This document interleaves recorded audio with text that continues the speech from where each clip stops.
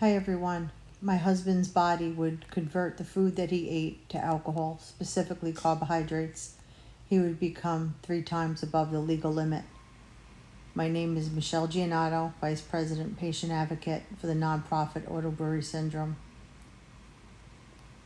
When my husband passed away of secondary complications of Auto Brewery Syndrome, I had the daunting task of trying to figure out exactly what I was going to do with all of his things, just like any other widow. I would go through different rooms in the house and try to figure out what I wanted to keep, what I wanted to donate.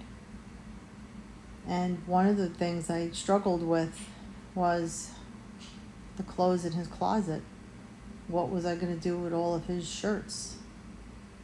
Part of me didn't want to give them away. I didn't want to throw them out. I didn't really want to keep them hanging in my closet either. So I spoke to a friend of mine and she gave me a really great idea. What I ended up doing is taking all of his shirts and I made it into a quilt. All of his dress shirts. So now I have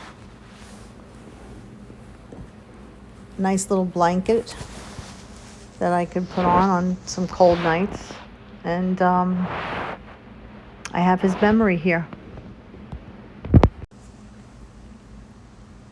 It's a really great idea for anyone that doesn't want to discard someone's clothing.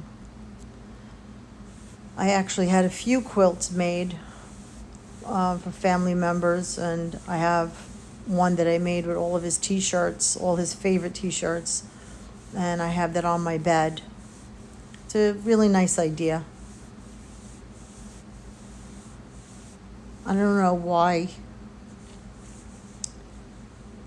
between, I guess, last week and this week, my husband's death has really bothered me. People think that when you lose someone, oh, it's like the anniversaries, it's the birthdays, it's the holidays.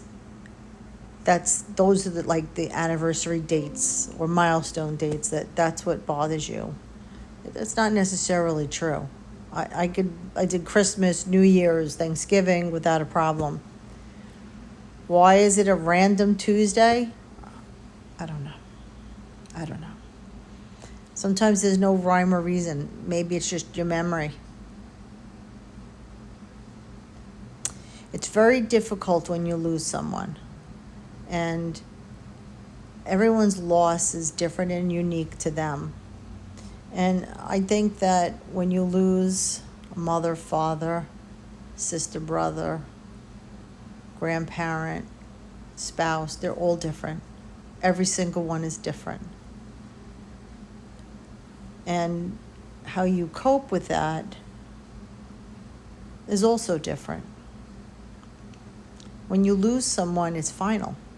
And you have to accept that it's no longer going to be what it used to be. And I've come to terms with that, but it doesn't make you miss that person any less. Do I have good days? Of course, all the time. Do I go out with friends and, enjoy myself? Absolutely. But there's quiet times that, the memories of those people come into your head, and it could really mess with your head.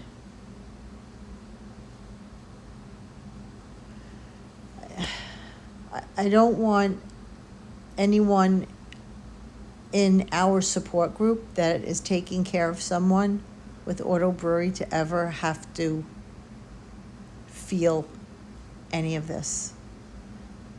It's my hope that anyone that has Auto Brewery will find help, get the condition reversed, and be able to live a happy, normal life.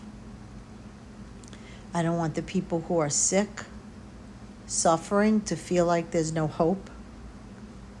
I could say from afar, fight. Don't give up. But even I don't know how sick they feel and how frustrating it can be. Anyway, autobrewery.org is where you can get case studies, information. There's some videos on some of the real life stories that happened to people who were suffering with Auto Brewery.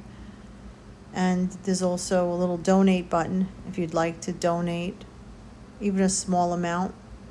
We're going to be raising money to extend one of our studies so that we could help more people in the group. Again, autobrewery.org. And thanks.